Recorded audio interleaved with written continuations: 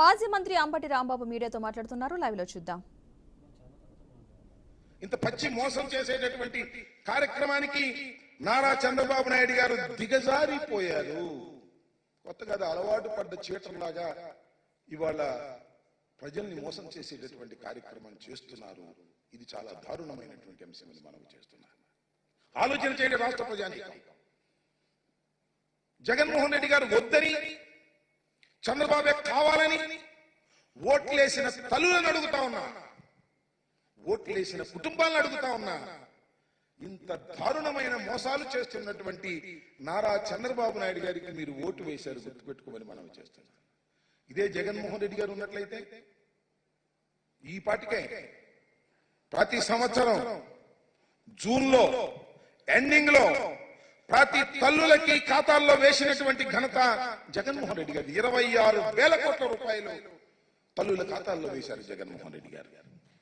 ఇవాళ జులై వచ్చింది, GO issue చేశారు. అంతే, పాత జీవోలాగానే మేము ఇచ్చేదానికన్నా 2,000 తక్కువ. ఎప్పుడు అమలు చేస్తారో చెప్పరే? బళ్ళు తెలిసారే? జరుగుతున్నాయే? తల్లుల ఖాతాల్లో వేస్తున్నారా? ఎప్పుడు వేస్తారు చెప్పండి నారా చంద్రబాబు నాయుడు గారు అడుగుతా ఉన్నాం. ఈ సందర్భంగా వైఎస్ఆర్ కాంగ్రెస్ పార్టీ తరపున మేము అడిగితే సుయినేస్ అనేది ఏదో ఆవేశపడిపోతాడు. మనం ఉచిత ఇసుక దగ్గర ఏదేదో ఆవేశపడిపోతున్నాడు. చేయలేని వ్యక్తి ఏం చేస్తాడు? ఆవేశపడటం, జగన్మోహన్ రెడ్డి గారిని తిట్టడం, జగన్మోహన్ రెడ్డి గారిని దూషించటం, జగన్మోహన్ రెడ్డి గారిని అనరాని మాటలు అనడం, దెయ్యం అంటాం, భూతం అంటాం, ఇలాంటి పిచ్చి పిచ్చి మాటలు మాట్లాడి కాలం గడుపుకోవాలని ప్రయత్నం చేస్తున్నారు. ఇచ్చిన వాగ్దానాలు నిలబెట్టుకోలేనటువంటి చరిత్రహీనుడిగా మరొకసారి నారా చంద్రబాబు నాయుడు గారు మిగిలిపోవడానికే ప్రయత్నం చేస్తున్నారు తప్ప దీనికి తక్షణమే సమాధానం చెప్పాలని మనం చేస్తున్నాం.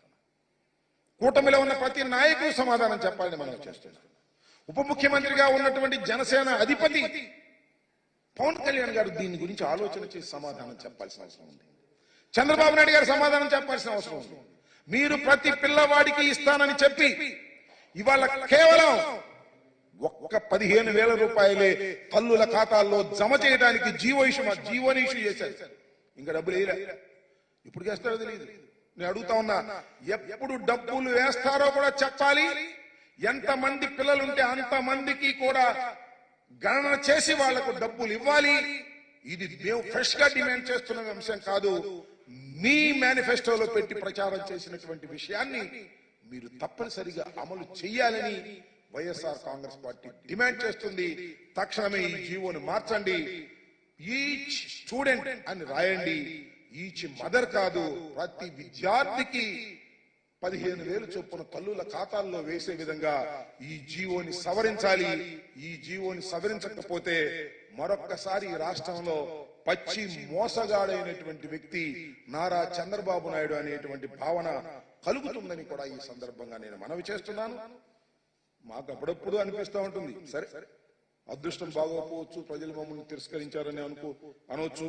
కానీ జగన్మోహన్ రెడ్డి గారిని ఈ రాష్ట్ర ముఖ్యమంత్రిగా కాకుండా చేసినందుకు రాష్ట్ర ప్రజలు పశ్చాత్తాపడే రోజులు ప్రారంభమయ్యాయని కూడా ఈ సందర్భంగా నేను మనవి చేస్తున్నాను.